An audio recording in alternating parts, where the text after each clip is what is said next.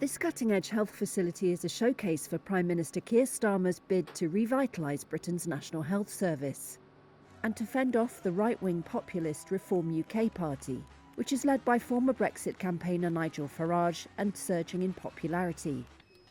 Hospital corridors have become a battleground, where votes could be won or lost in May 1st local elections in parts of England.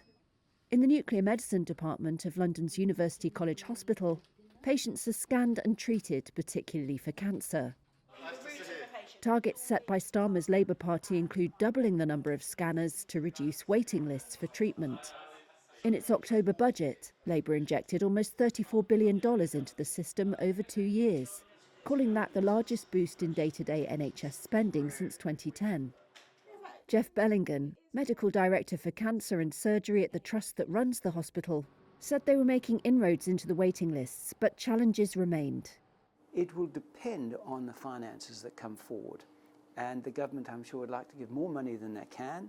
The NHS would like even more money than the government wants to give. But what they've got, we'll be able to use effectively, and we will bring waiting lists down. Whether it's at the speed that everyone is wishing and wanting, I don't know.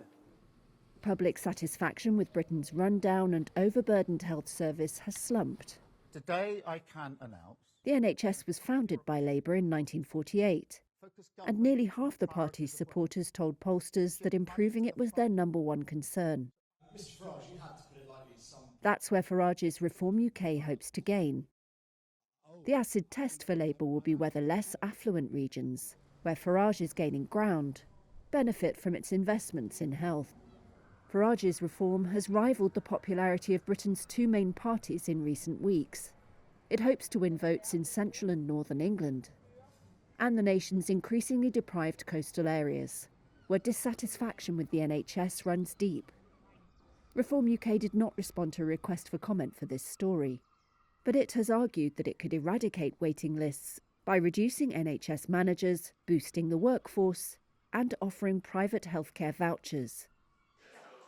To cut the number of managers, Starmer has scrapped NHS England, an organisation that runs Britain's health services.